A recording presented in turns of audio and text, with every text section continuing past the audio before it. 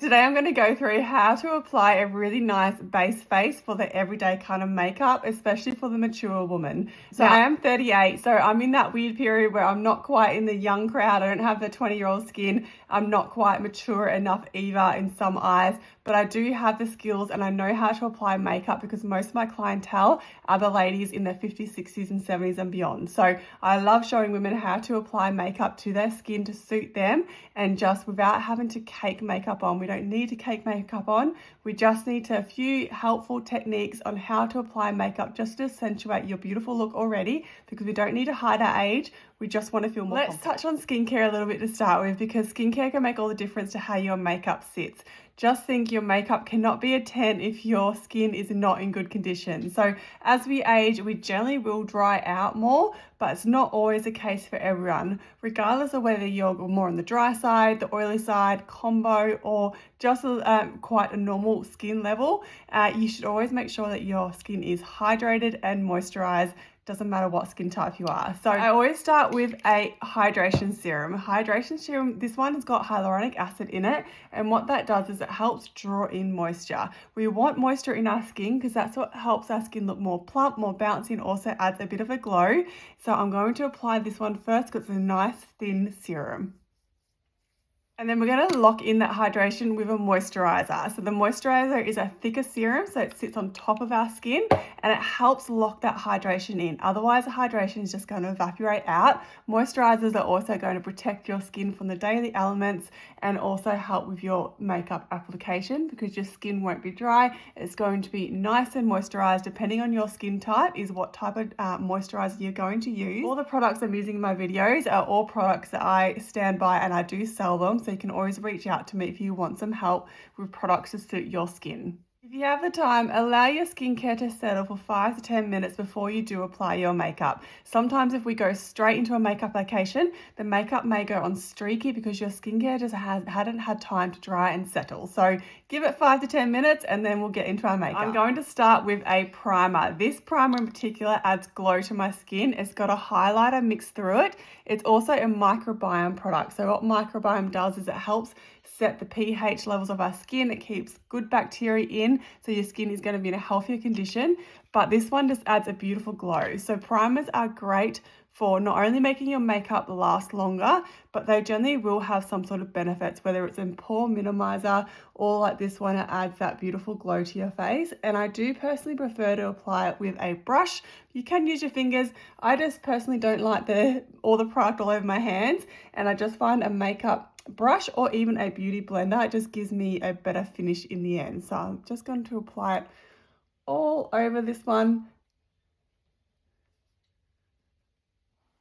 And you see it's got that glow and that's going to shine through my foundation. Now, when it comes to foundations, you want to make sure it's one that's going to allow your skin to breathe. So it's full of good ingredients, no nasty fillers, and it's going to just settle into your skin nicely, not clog your pores and not accentuate your fine lines. So generally that is going to mean we're going to go for more cream products because they are more hydrating. And when you are matching your foundation, you're actually going to try and match your neck color, not your face color or your wrist color. Your neck color is a better representation of your natural coloring. To foundation, I like to draw a line from the cheek of my face and go down into the area of my jaw. And then if I can, grab your mirror, go towards a window to get that natural light, and that is just going to help you get a better idea of how it's matching in. You want the foundation to disappear into your skin. You don't want it to appear too yellow, too pink, and it should look like your skin just with a bit of coverage.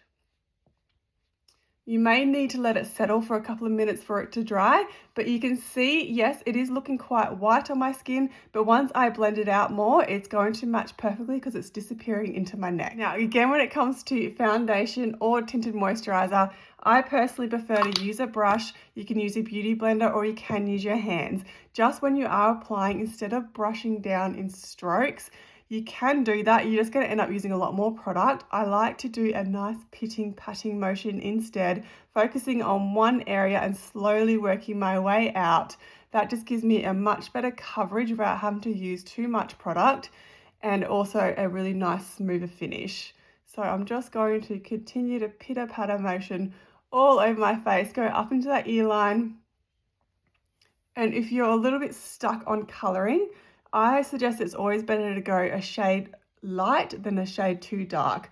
When your shade is lighter, we can easily add colour and more warmth back into your face, versus if you go for a colour that's too dark, it's really hard to bring it back.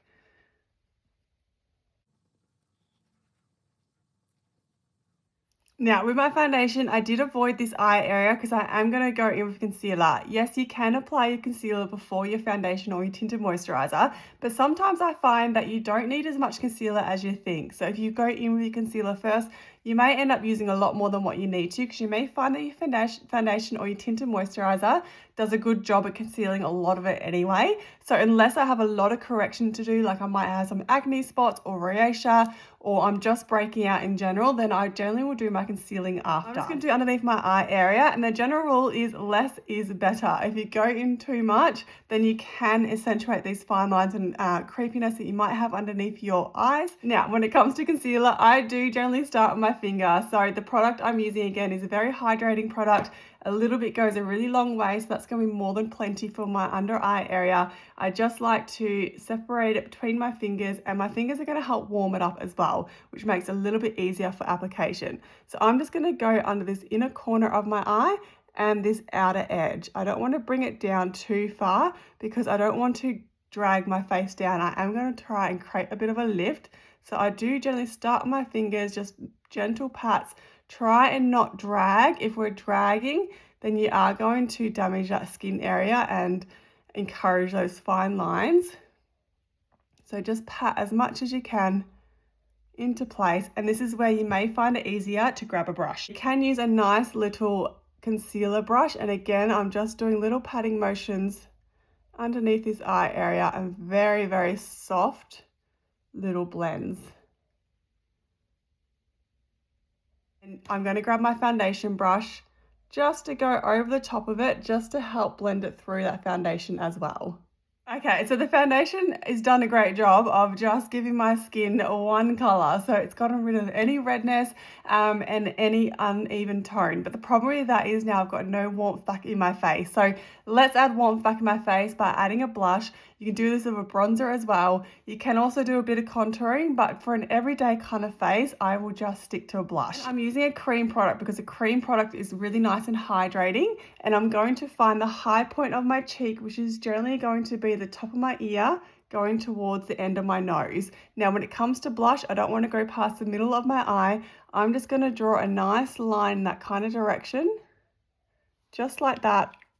And then I'm going to grab a nice fluffy brush and I'm going to bounce. I'm doing a bouncing motion again, just to get it in the position that I would like it in. Probably to about there. So I'm almost at the iris of my eye. And then I'm going to start to brush up, and I can even do a bit of a hook over my temple as well. And that just gives me a bit of a sun-kissed look. Just make sure you keep blending up into that hairline. And then if you feel like you need to calm it down again, just grab your foundation brush and just go around the edging. That will just help blend it out so you don't have that real sharp line. But you can see the difference. I've got some warmth in my face now compared to this side. I'm just one shade, adding a bit of natural color to my face. Okay, now I want to add even more of a glow, because I just find glow just gives you that really healthy looking finish. And I'll often get asked, how am I getting that glow? So yes, it's a combination of skincare, using makeup products that are hydrating for my skin, but it's also using a liquid highlighter. So that is like my little secret weapon. So I'm going to bring this product out onto my lid here, and it's like a translucent pearlescent finish. And I'm just going to grab a nice fluffy brush again, and I'm just going to bounce it on the high point of where I put that blush. Can you see that glow that it's giving me? It just catches the light, and that just gives you a really youthful kind of finish. Now I'm just going to grab my foundation brush.